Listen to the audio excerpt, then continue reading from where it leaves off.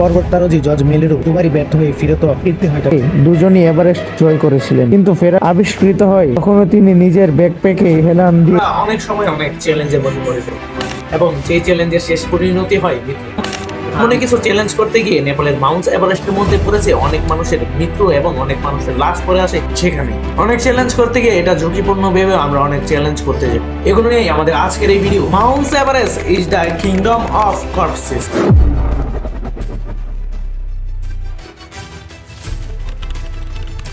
George Mallory 1921 ও 1922 পরপর 2 বছর এভারেস্ট জয়ের চেষ্টা করেন। ইংরেজ পর্বতারোহী জর্জ মেলেরও দুবারই ব্যর্থ হয়ে ফিরতে হয় তাকে। সবকিছু হচ্ছে 1924 সালে আবার নতুন করে অভিযানে নামেন তিনি। পর্বতারোহী অ্যান্ড্রু আরবিনকে সঙ্গে নিয়ে এভারেস্টের চূড়ান্ত পা রেখেছিলেন জর্জ মেলোরি, কিন্তু ফেরার পথে 8 জুন দুজনে নিখোঁজ হন। নিখোঁজ হওয়ার 75 বছর পর 1999 সালে আরেক দল অভিযাত্রী মেলোরির দেহাবশেষ দেখতে পায়। এভারেস্ট ক্ষুদ্র চাদর মেলোরির চিরতরুণ দেহটি পাওয়া গেলেও এখনো পাওয়া যায়নি আরবিনকে। সফলভাবে সমতলে ফিরে এলে মেলোরি এবং আরবিনি হতেন এভারেস্ট জয় করা প্রথম মানুষ। নাম্বার 2, হানালুহা স্নাংজ। 1979 সালে স্বামী জেরাজ স্নাংজের সাথে এভারেস্ট অভিযানে নেমেছিলেন হানালুহা। ভিন্ন দুটি দলের হয়ে দুজনই এভারেস্ট জয় করেছিলেন, কিন্তু ফেরার পথে বাদে বিপত্তি। নামতে গিয়ে অক্সিজেনের অভাবে অত্যধিক ক্লান্ত হয়ে পড়ায় হানালুহা। ক্যাম্প 4 থেকে কিছুটা দূরে বিশ্রামের জন্য থামেন তিনি। নিজের ব্যাকপ্যাকে হেলান দিয়ে বসে মাথাটা ঝুঁকে বিশ্রাম নিচ্ছিলেন। বিশ্রামরত অবস্থায় ফুস্ট বাইটে আক্রান্ত হয়ে একসময় মৃত্যুর কোলে ঢলে পড়েন 39 বছর বয়সী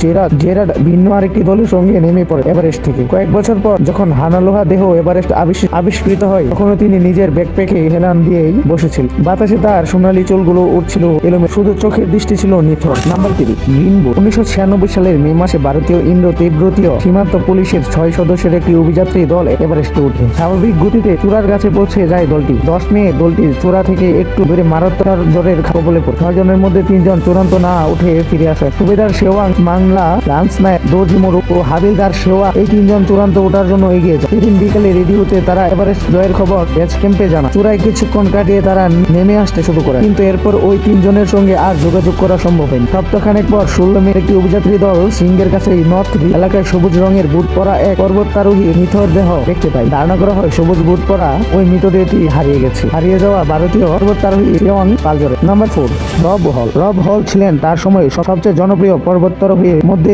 অন্যতম। নিউজিল্যান্ডের জন্ম নেওয়া অসীম সাহসী এই অভিযাত্রী একে একে পৃথিবীর 7 মহাদেশের 7টি উঁচু শৃঙ্গ জয় করার পর 1976 সালের মে মাসে আবারও এভারেস্ট জয়ের অভিযানে নামেন। 11 মে তীব্র তুষার জ্বরে আক্রান্ত হন। আরো অনেক অভিযাত্রীর সঙ্গে সেদিন তিনি প্রাণ হারান। Number 5, Scott fisher. 1976 সালের মে মাসে মাউন্ট এভারেস্ট বয়ে যাওয়া তীব্র তুষার জ্বরে আক্রান্ত হয়ে প্রাণ হারানো আর জনপ্রিয় অভিযাত্রী হলেন স্কট ফিশার। মাউন্টসের মেডনেস নামের এক দুঃসাহসী অভিযাত্রী দলের নেতৃত্ব দিয়েছেন তিনি। তুষার জ্বর শুরু হলে দলের অন্য সবার চেয়ে বেশি ক্লান্ত হয়ে পড়েন স্কট। দলের বাকিদের বাঁচাতে জীবন মৃত্যুর সন্ধিক্ষেত্রে এক সাহসী সিদ্ধান্ত নেন তিনি। তাকে ফেলে রেখে দলের বাকিদের সামনে এগিয়ে যেতে বলেন। এরপরে ধীরে ধীরে ঠান্ডায় জমে যেতে শুরু করে এই মার্কিন পর্বতারোহীর। মৃত্যুর আগে পরাতে নিজেকে বলি দেওয়ার নায়কোচিত এক অখ্যান লিখে গেছেন স্কট। ফ্রান্সিস আসিনটিয়ে অক্সিজেন সিলিন্ডার ছাড়া এভারেস্ট জয়ী প্রথম মার্কিন নারী হয়ে রেকর্ড গড়ার স্বপ্ন ছিল ফ্রান্সিসের। স্বপ্ন পূরণের উদ্দেশ্যে 1978 সালের মে মাসে স্বামী সেগি আসিনটিয়ে এর সঙ্গে এভারেস্ট অভিযানে নামেন 40 বছর বয়সী এই নারী। প্রথম মার্কিন নারী হিসেবে অক্সিজেন সিলিন্ডার ছাড়া এভারেস্ট জয় করার রেকর্ড গড়েন ফ্রান্সিস। জয়ের গৌরব নিয়ে স্বামী সেগি সহ চূড়া থেকে নামতেও শুরু করেন। হঠাৎই ফ্রান্সিসের গতি কমে যায়।